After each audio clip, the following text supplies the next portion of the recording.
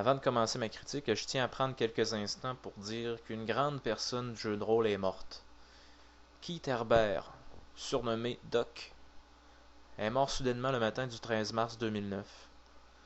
Cet homme a été un des premiers avec l'équipe de Chaosium à travailler sur l'appel de Cthulhu. Les membres de Yogg-Sothoth.com lui rendront hommage dans leur podcast numéro 35. Salut Doc. Maintenant, notre programme principal. Le Libris Mortis ou le Livre des Morts est un supplément de Donjon Dragon 3.5 qui s'intéresse exclusivement aux morts vivants sous toutes leurs formes possibles et imaginables. Le livre est composé de 7 chapitres qui ne sont pas de la même qualité. C'est un livre intéressant de par son sujet, mais qui ne soulèvera pas des passions.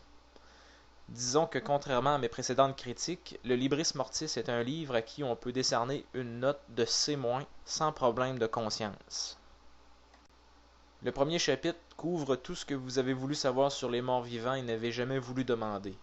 Les auteurs s'interrogent sur leur origine sans apporter de réponse précise, sur leur métabolisme, qu'est-ce qu'ils peuvent bien manger, sur leur propagation, le développement de leurs caractéristiques à long terme, leur sens.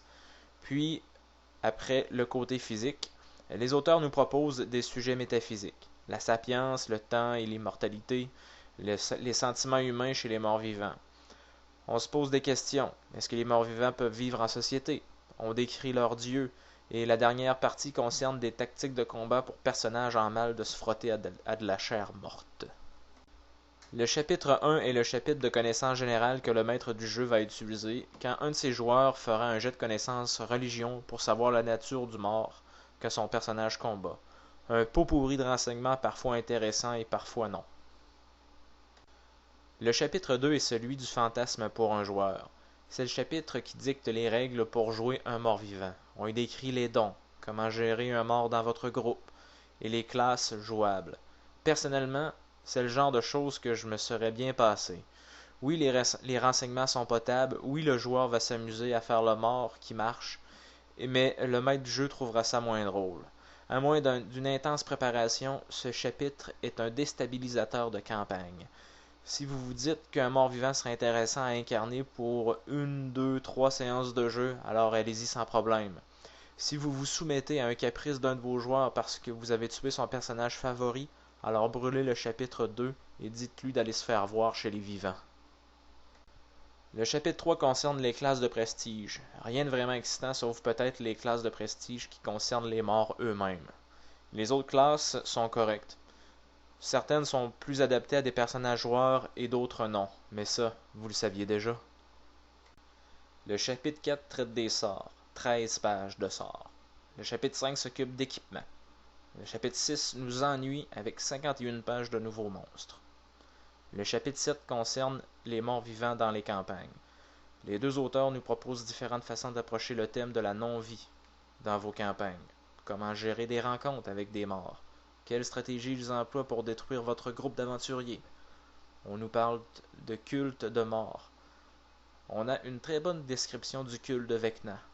Pour les amateurs de Ravenloft, c'est le temps de ressortir la trilogie qui concerne cette vieille bonne liche.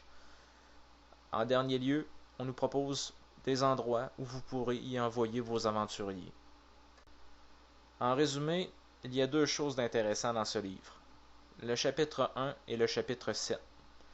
Ce qui sauve le livre de la ruine et qui m'empêche de me dire que je me suis fait rouler sont les dessins. C'est très étrange que je dise ça, car il est très rare que mon attention soit attirée par eux. La couverture est superbe et les dessins intérieurs sont très inspirants. Bon, je suis vraiment désolé, mais quand je m'entends parler de la couverture, ça veut dire qu'une chose, n'achetez pas ce livre. Si vous avez un ami qui s'est fait berner comme moi, allez lui emprunter. Si vous avez écouté ma critique du Fiendish Codex 2, vous avez entendu vers la fin que j'ai découvert un kobold moine avec un challenge rating de 9. Le Libris Mortis a lui aussi sa créature étrange et rigolote. À la page 106, je suis tombé sur un demi-vampire gnoll barbare, niveau 1. Wow! Si vous êtes intéressé par les morts, la putréfaction, et si vous êtes amateur de Ravenloft et que vous êtes passé à côté de toute la gamme publiée par Sword and Sorcery, alors ce livre peut vous intéresser. Je dis bien peut vous intéresser, car c'est un livre moyen qui n'est pas constant et qui manque, je dois l'avouer, un peu de rigueur. C'était ma 15e critique et je crois que ça devrait être mon avant-dernière ou ma dernière critique sur les livres de Wizard of the Coast, Donjon Dragon 3.5.